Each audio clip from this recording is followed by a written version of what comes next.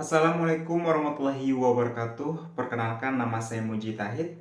Dalam video ini saya akan menjawab pertanyaan-pertanyaan dari tugas ujian akhir semester untuk mata kuliah Teori Komunikasi Digital. Untuk pertanyaan pertama yaitu mengenai asumsi-asumsi teori manajemen krisis, isu, dan citra. Untuk asumsi manajemen krisis, isu, dan citra ini mempunyai beberapa macam teori. Untuk teori yang pertama yaitu teori situasional publik, di mana teori ini dicetuskan oleh James A. Gronick. Dalam teori ini bermanfaat, tujuannya yaitu teori yang bermanfaat untuk mengidentifikasi publik. Adapun asumsi yang diberikan dalam teori ini yang pertama, yaitu individu yang berbeda diasumsikan mempunyai perilaku yang lebih konsisten dan cenderung sama jika berada dalam situasi yang sama. Yang kedua yaitu persepsi seseorang pada suatu situasi akan menentukan kapan, mengapa, dan bagaimana cara dia merespon situasi tersebut. Yang ketiga yaitu setiap individu berusaha beradaptasi dengan suatu situasi dalam cara tertentu. Yang keempat yaitu publik bersifat situasional tergantung pada situasi yang dihadapi. Yang kelima yaitu karena bersifat situasional, masalah atau isu bersifat dinamis, maka publik pun bersifat dinamis pula. Teori yang kedua yaitu teori atribusi, di mana teori atribusi ini dicetuskan oleh Bernard Wiener and Fritz Heider. Teori ini membahas tentang bagaimana individu menarik simpulan tentang penyebab dari suatu perilaku. Adapun asumsi-asumsi dalam teori atribusi ini yang pertama yaitu individu cenderung ingin mengetahui penyebab perilaku yang mereka lihat. Individu menggunakan proses sistematik dalam menjelaskan perilaku. Sekali atribut dibuat, atribut itu mempengaruhi pelaksanaan perilaku berikutnya. Individu memiliki alasan untuk membangun impresinya terhadap orang lain. Selanjutnya, untuk teori yang ketiga yaitu teori komunikasi krisis situasional. Teori krisis situasional ini dikemukakan oleh Timothy Wickhoms and Holiday S.J. Poin penting dari teori ini yaitu penekanan pada upaya melindungi publik dan stakeholders dari kerugian dan kerusakan daripada melindungi reputasi organisasi. Teori ini menjamin keselamatan keamanan publik dan stakeholders adalah prioritas utama dalam menghadapi krisis. Adapun untuk teori keempat yaitu teori spiral of silence, di mana pencetus teori ini yaitu Elizabeth Noelle-Neumann. Fungsi dari teori spiral of silence ini yaitu untuk mengukur opini, yaitu dari penjelasannya yaitu menjelaskan mengapa dan bagaimana orang sering merasa perlu untuk menyembunyikan opininya, pendapatnya, preferensinya, pandangannya, dan sebagainya. Adapun asumsi dari spiral of silence ini yaitu yang pertama, individu memiliki keinginan untuk menyampaikan opininya sebagai fungsi dari persepsinya terhadap opini publik. Yang kedua yaitu selain sebagai kumpulan opini individu, opini publik juga menjadi alat penekan individu untuk menyesuaikan diri dengan nilai-nilai kelompoknya. Teori selanjutnya yaitu teori yang kelima, yaitu teori konstruksi sosial. Dalam teori ini yaitu dikemukakan oleh Peter L. Berger and Thomas, di mana teori ini menjelaskan tentang realitas merupakan konstruksi sosial. Ketika seseorang atau kelompok berinteraksi bersama-sama dalam suatu sistem sosial, realitas akan menjadi norma-norma sosial, di mana setiap individu akan mempunyai peran masing-masing dalam hubungan timbal balik dengan individu-individu lainnya. Teori selanjutnya yaitu teori yang keenam, teori apology, di mana teori ini dicetuskan oleh Weir and Link-Google. Dalam teori apology menjelaskan bahwa upaya pertahanan diri di atas serangan atau tuduhan telah bertindak salah. Teori apology menjadi salah satu teori yang ditawarkan sebagai upaya dalam menghadapi situasi krisis, yaitu dalam kajian krisis communication atau krisis response. Selanjutnya, teori yang ketujuh yaitu teori impression management. Dalam interaksi sosial, setiap individu berupaya menampilkan gambaran dirinya atau konsep dirinya di depan orang lain. Upaya ini disebut manajemen impresi. Teori yang ke-8 yaitu teori image restoration, di mana teori ini berasumsi bahwa komunikasi sebagai aktivitas yang digunakan untuk mencapai tujuan tertentu. Tujuan pokok komunikasi memelihara citra positif dan reputasi positif. Kedua asumsi ini mendasari setiap strategi komunikasi yang digunakan mengatasi krisis. Selanjutnya, asumsi-asumsi dari teori persuasi dan teori produksi pesan. Dalam teori persuasi dan teori produksi pesan memiliki beberapa teori lagi. Yang pertama yaitu teori interaksi simbolik. Teori interaksi simbolik ini dicetuskan oleh George Herbert Mead, di mana tema dari teori ini yaitu pentingnya makna bagi perilaku manusia, pentingnya konsep diri, hubungan antara individu dan masyarakat. Adapun asumsi dari teori interaksi simbolik yaitu orang dan kelompok dipengaruhi oleh proses budaya dan sosial. Struktur sosial dihasilkan melalui interaksi sosial. Teori yang kedua yaitu teori disonansi kognitif yang dicetuskan oleh Leon Festinger. Konsep utama dalam teori ini adalah disonansi kognitif, yakni ketidaksesuaian antara harapan dengan kenyataan. Asumsi dari teori disonansi kognitif yaitu manusia memiliki hasrat akan adanya konsistensi pada keyakinan, sikap, dan perilakunya. Disonansi diciptakan oleh inkonsistensi psikologis. Artinya, kognisi-kognisi tidak konsisten secara psikologis satu dengan yang lainnya sehingga menimbulkan disonansi kognitif. Disonansi adalah perasaan tidak suka yang mendorong orang untuk melakukan tindakan-tindakan dengan dampak yang dapat diukur. Disonansi akan mendorong usaha untuk memperoleh konsonansi dan usaha untuk mengurangi disonansi.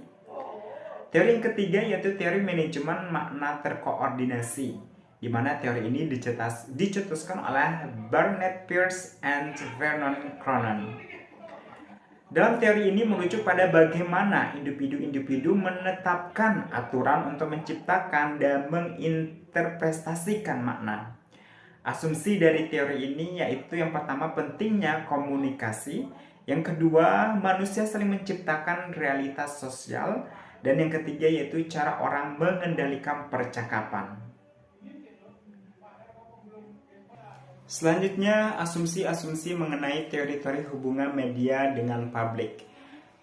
Teori-teori hubungan media dengan publik ini terdiri dari yang pertama teori agenda setting, yang kedua yaitu teori uses and gratifications, dan yang ketiga yaitu teori ketergantungan media. Yang pertama yaitu teori agenda setting, dicetuskan oleh Maxwell, Ansicom, and Donald L. Shallow. Asumsi dari teori ini yaitu media mempunyai kemampuan mentransfer isu untuk mempengaruhi agenda publik. Khalayak akan menganggap suatu isu itu penting karena media menganggap isu tersebut juga penting. Yang kedua yaitu teori uses and gratifications. Asumsi-asumsi dari teori ini yaitu khalayak pada dasarnya bersifat aktif, selektif, dan goal-oriented dalam menggunakan media untuk memenuhi kebutuhan dan kepentingannya. Media massa berkompetisi dengan sumber-sumber lainnya atau saluran komunikasi antar pribadi, kelompok, organisasi, dan lain-lain. dalam upaya memenuhi kebutuhan dan kepentingan halayak.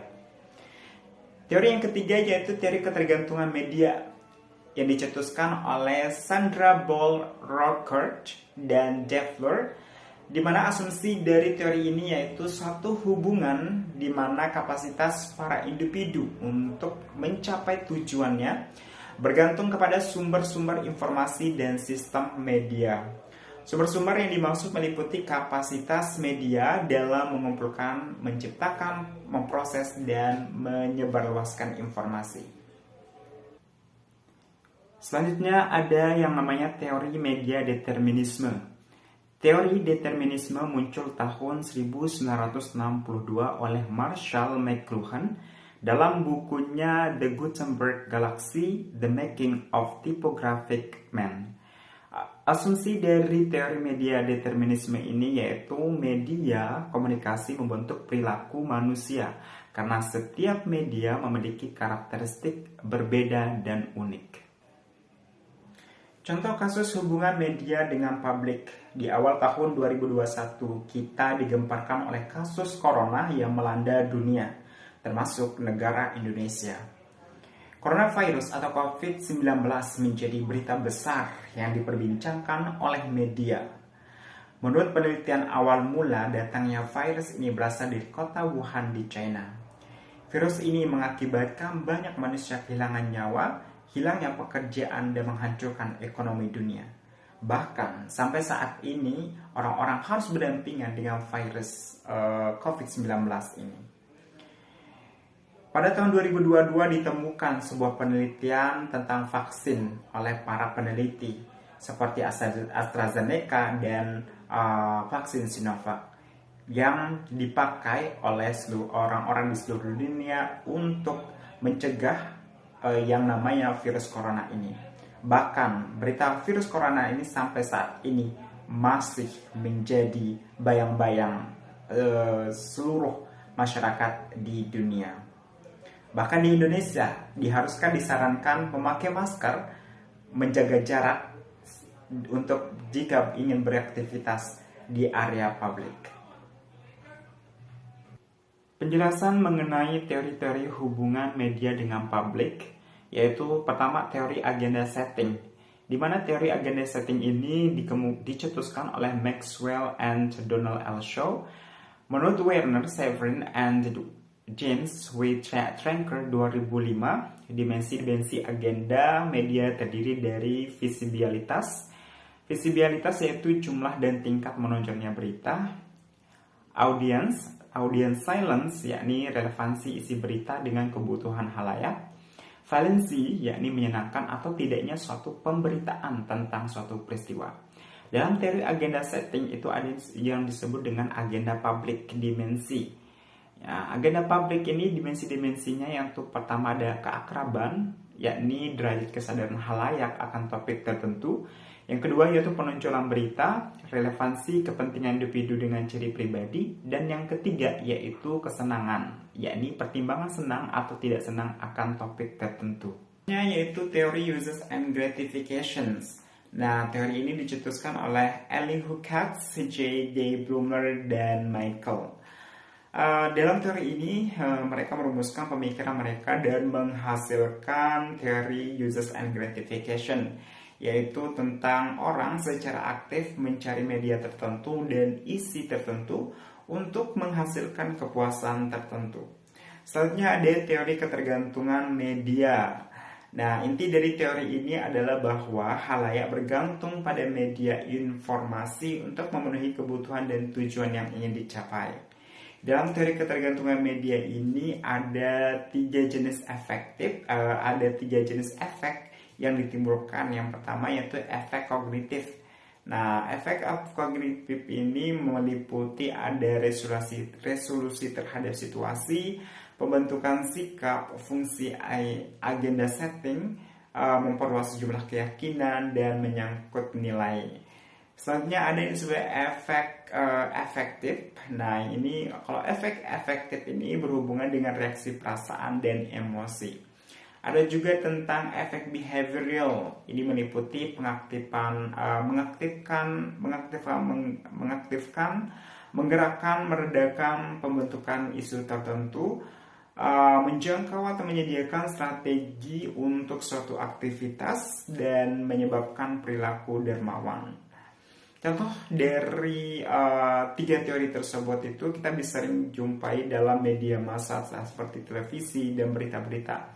Kita juga bisa ambil contoh sebagai yaitu tentang Verdi Sambo ya, yang membunuh Brigadir Yosua. Itu juga termasuk ke dalam contoh teori hubungan media dengan publik.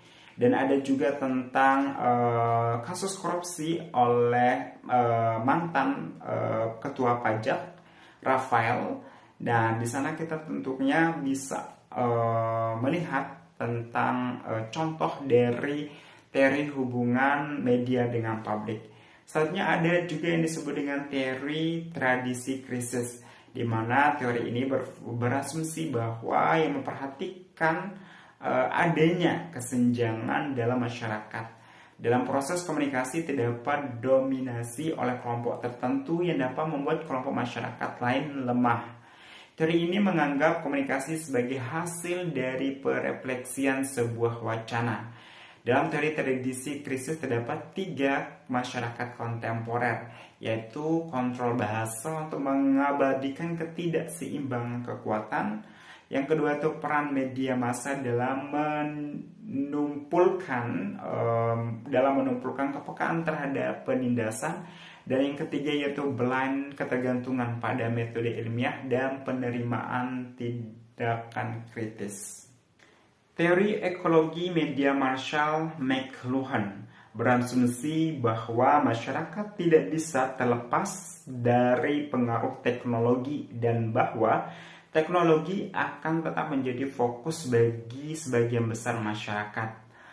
Semakin berkembangnya teknologi di zaman sekarang, masyarakat tidak akan bisa lepas baik dalam penggunaan sosial media maupun di internet. Bahkan contohnya kita lihat penggunaan TikTok ya, aplikasi TikTok yang semakin masif digunakan di kalangan masyarakat saat ini. Karena TikTok bukan hanya sebagai aplikasi sosial media untuk hiburan, tetapi TikTok juga sekarang udah dijadikan sebagai tempat mencari penghasilan, menjadi reseller dan tempat untuk menjual produk seperti itu. Dan selanjutnya ada dalam The Medium is the Message menjelaskan bentuk media yaitu melekatkan dirinya dalam pesan, menciptakan hubungan simbiosis di mana media mempengaruhi bagaimana pesan dirasakan. Seperti itu. Baiklah, itulah jawaban saya mengenai soal-soal UAS ujian akhir semester teori komunikasi digital. Saya Mujitahid. Terima kasih. Wassalamualaikum warahmatullahi wabarakatuh.